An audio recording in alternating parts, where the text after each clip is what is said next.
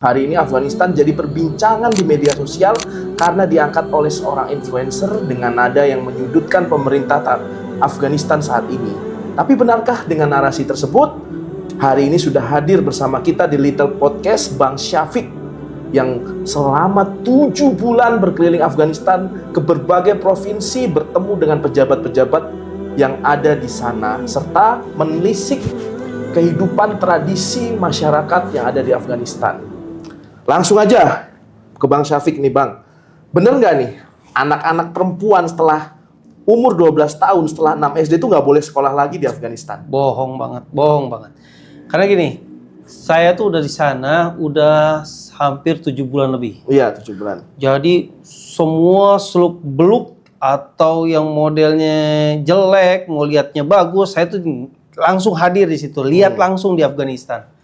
Dari ke kota Kabul sampai ke kampung lah. Ke gunung udah mentok. Bekas ujung. Amerika hancur situ udah tonton semua yang mati semua. Dari Nafisil yang mati itu yang. Iya, Mazar-i Sharif, dari Kandahar, Bamiyan semua ada 19 kota provinsi kita udah provinsi kota di situ.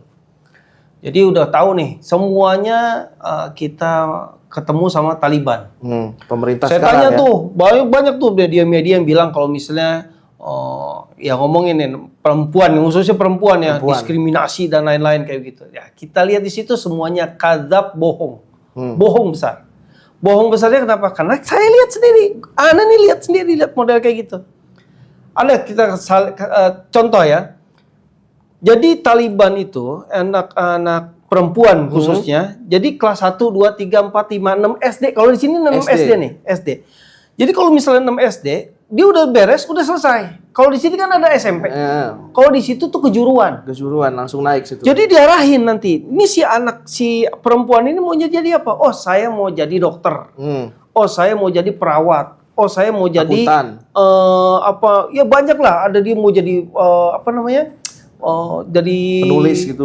Penulis satu, kedua ini pesantren guru, ustazahnya. Jadi dia pengen jadi guru atau ustazah di Afghanistan. Jadi semua tuh emang benar-benar udah dia ada tempat masing-masing. Nah, dia mau jadi sampai gede, sampai udah lulus, sampai dia emang udah dikerucutkan masing-masing nih. Mau jadi apa nih? Kalau kita mah SMK lah. SMK. Jadi kalau udah SMK nih, dia mau jadi larinya kemana silahkan, nggak ada masalah. Nggak ada sama sekali. Buat untuk nggak ada diberhentikan sekolah supaya bodoh apa gimana? Benar nggak itu? Nggak ada, bohong sama sekali. Jadi mereka sistem tuh yang wajib belajarnya itu SD 6 tahun, habis itu wajib ke penjurusan gitu ya. Iya, sampai ada kuliah juga ada nggak? Ada. Jadi yang online-nya ada, yang offline-nya ada, itu semua bukan sekolah kecil lagi, sekolah besar semuanya. Nah, itu yang diekspos sama mereka. Dan emang sama sekali perempuan-perempuan sana tuh di-save, itu nggak boleh sama orang luar atau pemerintah atau orang lain gitu, di foto atau di videokan mereka. Jadi memang ada sekolahnya, ada universitasnya, ada kuliah, tapi nggak boleh ditayangkan di video-video gitu ya. Dan mereka juga pernah nggak boleh jadi tontonan gitu. Nggak mau dia. Dan mereka tuh kalau misalnya ada yang video mereka, dia sampai mengajak, gue bakar lo handphone lo, apa begitu. Ceweknya begitu. Anak kecil. Anak kecil. Anak kecil gue bakar handphone lo ya. Saking malunya gitu. Malu dia nggak mau begitu. Terus kalau misalnya sekolahnya perempuan ini kan ada ya pendidikan khususnya tadi yang kejuruan itu di madrasah kan katanya. Itu gurunya laki-laki apa perempuan semua? Jadi gini, madrasah gini. Ini kan kalau madrasah nih, laki-laki, kalau gurunya laki-laki, dia tuh ada kaca. Kacanya si perempuan ini atau murid perempuan ini, dia bisa lihat si guru itu lihat kaca dia, muka dia. Jadi si guru itu nggak bisa lihat si perempuan yang udah dewasa gitu. Nah, sistemnya sekarang begitu. Karena kan nggak tahu deh, tahun kemarin kita nggak tahu si pemerintahan yang dulu tuh kayak gimana. Dan yang gua tahu pemerintahan yang dulu ya korup udah gitu ya. udah masalah. Udah bebas dah. Bebas di situ gitu ya, udah kayak barat aja. Udah pakai bikini. Bukan udah pakai tangan pendek, ada clubbing, ada semua. Jadi zaman Amerika tuh ada yang kayak gitu ya? Semua begitu. Nah sekarang setelah pemerintah Islam ini nggak ada lagi? Nggak ada lagi sama sekali. Jadi mungkin yang protes orang-orang kayak begitu? Iya, percis. Orang begitu. Jadi orang-orang ini yang nggak mau kelihat syariat Islam itu diadain. Oh, kayak gitu. Yang protes adalah orang-orang yang nggak mau ada syariat Islam di Oh, situ. kayak begitu. Jadi yang cerita-cerita jelek itu dari musuhnya pemerintah sekarang. Dan orang situ juga. Orang situ juga. Tapi kalau yang abang lihat di sana, sebenarnya itu ya normal-normal aja gitu, kayak gitu. Gini, orang Taliban, ya, dia kayak udah setuju sama pemerintahan Taliban. Orang dulu dia nggak mau. Nggak mau. Dia ketemu ada Taliban karena udah tahu kan kekangnya. Ini syariat Islam. Kalau lu mau ikut syariat Islam ya di sini. Ikut pemerintah. Pemerintahan Islam. Syariat Islam benar kok semuanya. Contoh, kalau di sana tuh ada angkot. Angkot tuh namanya mobilnya kayak mobil Corolla, nah, sedan biasa. Ada seat 2 sama seat depan sama supir sama belakang. Ada 3 seat gitu kan. Jadi udah beres-beres itu, kalau perempuan masuk di belakang, laki-laki masuk itu harus di depan. Sampai ada 4 laki-laki di depan. Padahal seatnya 2. Di kursi yang paling depan tuh 4 orang. 4 orang. Biar perempuan bisa lega di belakang. Di perempuan cuma 1. Selama perempuan ada yang naik lagi, di situ berarti 2. Perempuan itu 1 sampai ke tujuannya sendirian aja 1. Jadi nggak benar tuh perempuan harus duduk di belakang di tempat yang nggak enak, itu nggak benar. Nggak ada. Kebalik, justru laki-laki yang disuruh di depan desak-desakan gitu. Saya pernah naik di angkot itu Afgan. Sampai begini. Sampai di pintu tuh begini kita. Sampai mojok begitu. Perempuan tuh paling belakang dan nggak ada. Dan yang paling saya bilang akhlak ya, adab. Laki-laki kalau di mall kan banyak yang ngomong. Di mall tuh nggak ada yang masuk.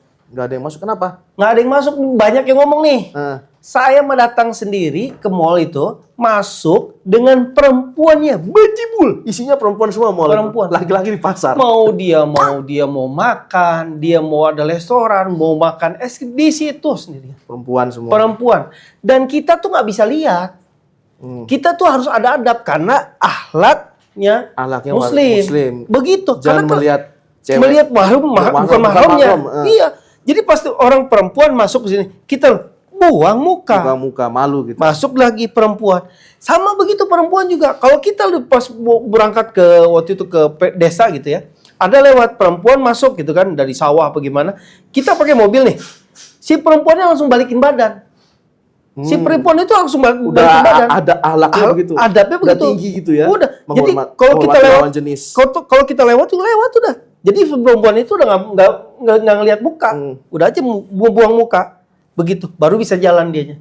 Kita mau lihat begitu nggak boleh. Berarti kan itu saya lihat video antum waktu di mana tuh di taman bermain tuh isinya bapak-bapak semua jaga anak itu. Ya. Berarti sana yang ngurus anak tuh laki-laki. Laki-laki semua.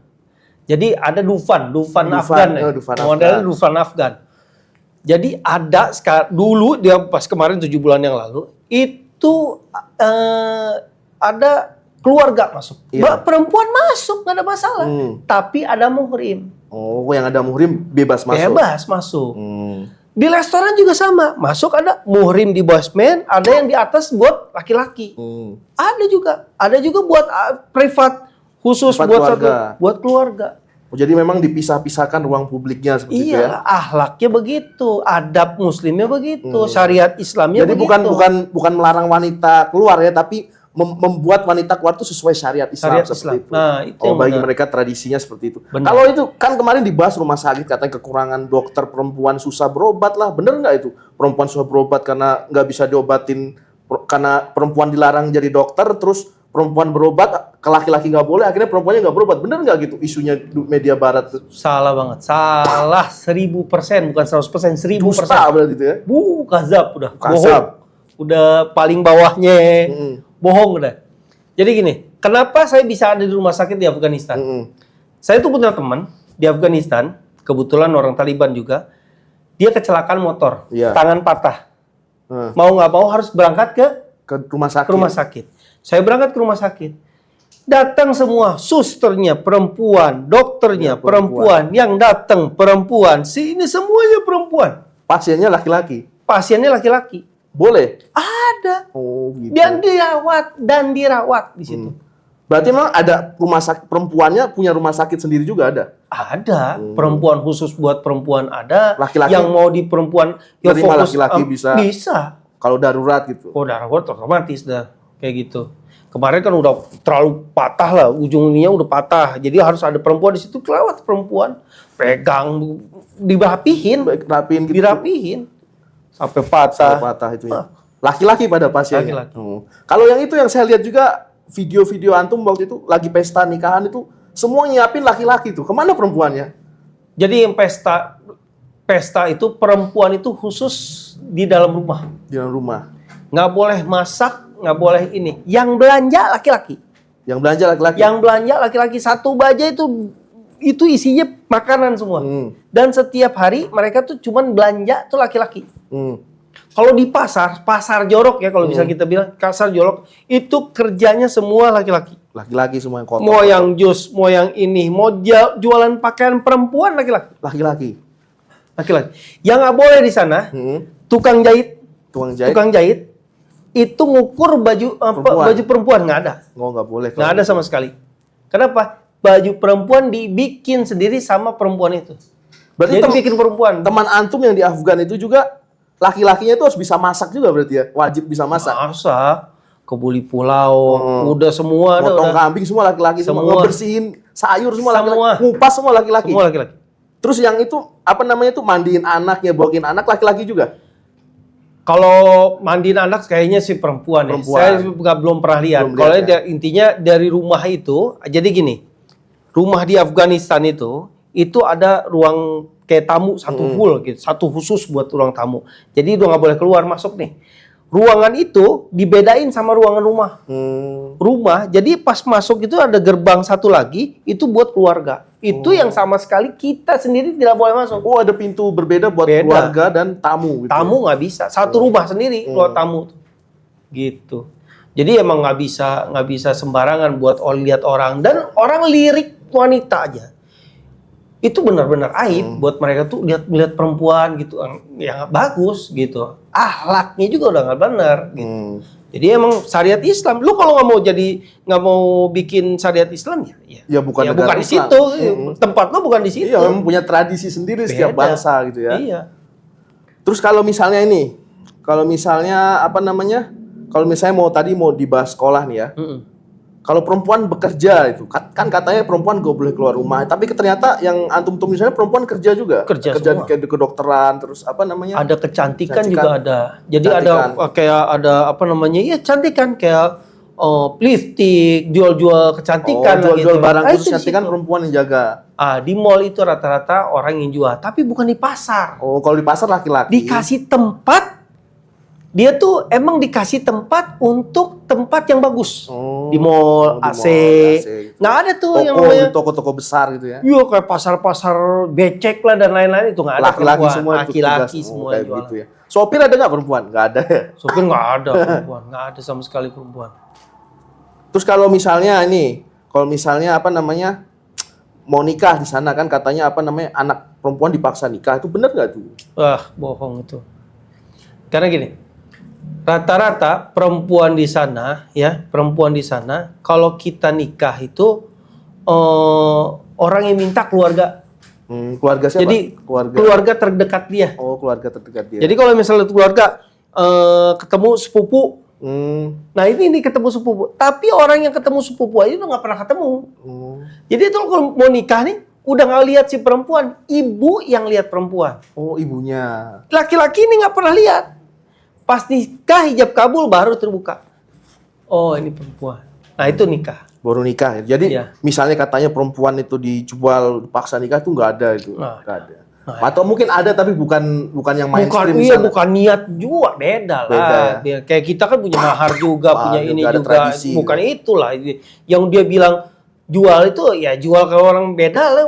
Amal syariat Islam ya kita harus tentuin Harus itu dulu. Kalau bukan syariat Islam ya kita nggak bakal bisa kerjain. Kayak orang sekarang mau nikah nggak perlu izin sama orang tuanya, nikah sendiri ya nggak bisa. Beda lagi. Apalagi ketemu sama orang yang bukan muhrim, nggak ada hubungan kenalan dulu. lihat nggak mukanya ada. cantik nggak ada. Nggak ada begitu. Terus saya dengar juga info tuh teman antum tuh siapa namanya Bang Sanaullah itu katanya punya keluarga itu untuk nyekolahinnya itu sampai perempuan itu disewain apartemen, bener nggak itu? Dan itu bukan apartemen. Dan itu saya tinggal di apartemen itu. Oh, apartemen itu. Jadi saya tinggal di apartemen itu ada khusus buat tamu. Jadi saya itu tinggal di beda rumah, beda pintu. Beda pintu. Cuman emang setiap rumah di apartemen itu satu ada pintu khusus buat tamu. Satu khusus pintu, itu satu buat keluarga. Jadi beda tempat. Jadi pas saya tinggal di situ, istri, anaknya semua di situ.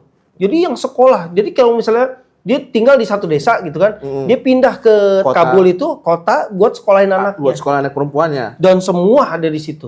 Jadi bapaknya juga ikut jagain gitu. Kalau rata-rata sana hasil buminya apa sana, orang sana kerjanya gitu?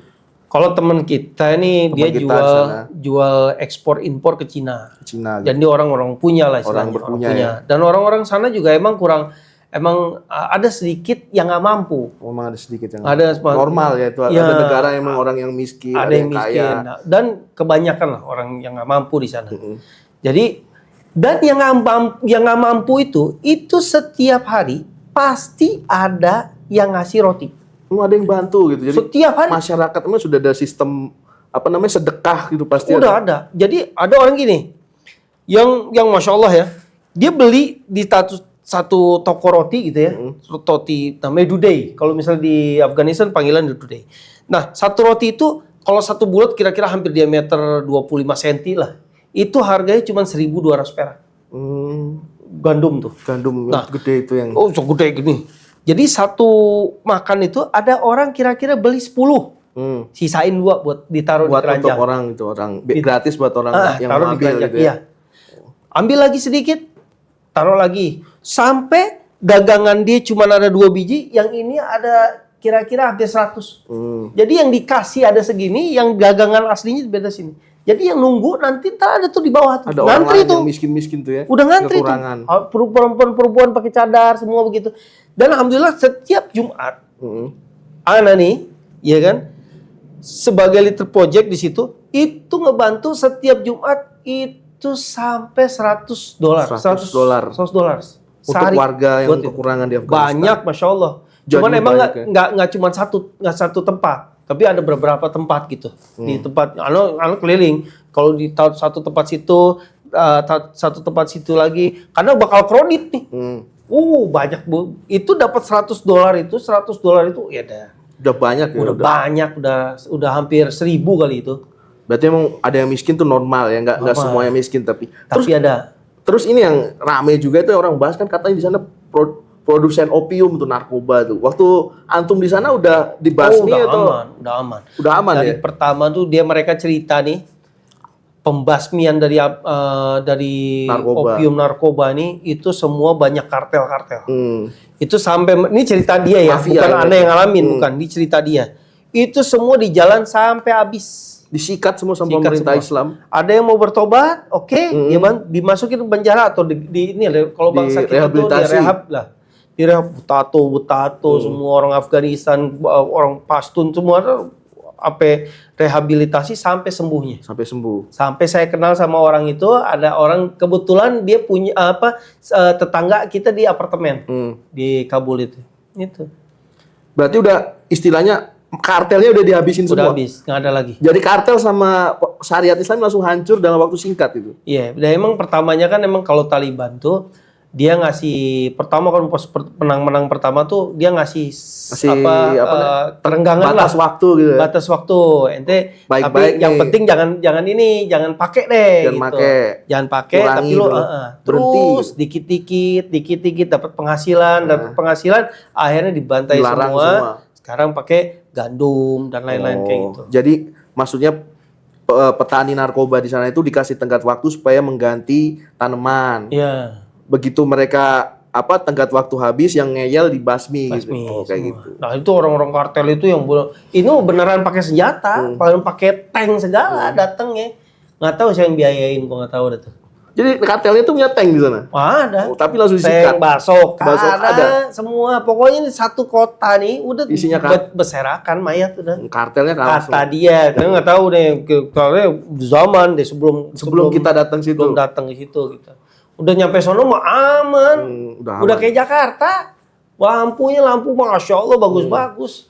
Kalau di Kabul ya, Kalau di Kabul. daerah Udah terang tertentu ya. lah gitu. Kalau itu istilahnya kan katanya pendidikan perempuan masih terbatas gitu. Kemarin kalau misalnya mau bangun sekolah perempuan di sana bisa nggak? Pasti bisa. Bisa ya. Bisa bang. Dan kita udah beli tanah 6.000 meter di sana. Masya Allah. Alhamdulillah. Jadi tinggal dibangun aja nih. Ada yang mau nggak nih bangun sekolah di Afghanistan buat perempuan biar isu-isunya itu bisa dihapus gitu loh. Isu-isu yang sentimen yang seperti ini bisa dihapus gitu. Iya. Itu harus. Jadi gini, emang isu-isu kayak begini ini yang terus kembang lagi karena nggak ada yang tahu, nggak ada yang nunjukin kalau memang ada itu sekolah kebenaran itu. Dan orang-orang yang ada sekarang di influencer kayak Amerika dan lain-lain, kalau ada orang Amerika siapa gue nggak tahu. Ada banyak tuh beberapa Inggris. Itu dia datengin perempuan itu ke sekolahan. Dia datengin ini, benar udah kejadian, tapi tetap nggak ada yang percaya. Ini bohong, ini settingan. Kalau emang bohong, datang kita ikut, ayo kita buktiin sama-sama, gitu. Berarti antum pernah datang ke sekolah itu udah bebas, bangun pun dibolehin di sana bangun buat perempuan ya. Emang kita rencana, sampai saya bikin desainnya sendiri, emang buat yang laki-laki beda, yang perempuan beda. Madrasah buat perempuan, madrasah buat laki-laki. Berarti memang ada bedanya gitu ya. Iya. Ya udah Bang, makasih banyak infonya, benar-benar telah membuka wawasan kita tentang Afghanistan yang selama ini orang nggak tahu kalau ada sistem baru yang seperti itu. Mereka benar-benar istilahnya sangat memuliakan syariat Islam sampai mengorbankan kenyamanannya demi biar tidak melanggar aturan-aturan Allah. Benar-benar. Ya saya kasih tahu ya. Jadi sebenarnya bukan karena orang ini nggak mau, cuman mereka tidak mau ngikutin syariat Islam. Jadi orang-orang yang nggak bisa sekolah itu bukan karena mereka nggak dilarang sekolah, tapi karena mereka nggak mau sekolah dengan sistem Islam kayak gitu. Jadi mereka maunya sekolah kayak gaya Amerika di Afghanistan, ya nggak bisa dong. Mau nggak mau kita harus ikut aturan pemerintah setempat itu. Iya. Itu sama aja kayak kita misalnya di Indonesia, kita buat sekolah aturan Amerika kan nggak bisa kan. Benar. Pasti kita harus ngikut sistem di sini. Nah itu yang nggak bisa mereka.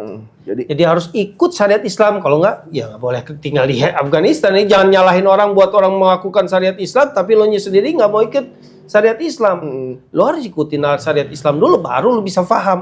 Iya. Tujuannya kenapa apa, harus begini? Gitu. Kenapa harus begitu? Ikut syariat. Jadi kan mayoritas di sana kan menginginkan syariat, masa harus ngikutin yang sedikit gitu. Yang ngikutin yang sedikit, yang nggak mau syariat kan nggak masuk akal juga kayak gitu. Benar. Ya udah, makasih Bang. Semoga kita bisa bangun sekolah perempuan di sana. Ayo, siapa yang mau? Amin, insyaallah. Siapa yang mau bantu nih Bang Syafiq untuk membangun sekolah di Afghanistan? Atau orang yang nggak mau, atau ini kenapa mesti begini, ikut sama kita, Ikut kita buktikan mau sendiri. ikut liburan di sana bisa, kita bisa siapin semuanya. Insyaallah.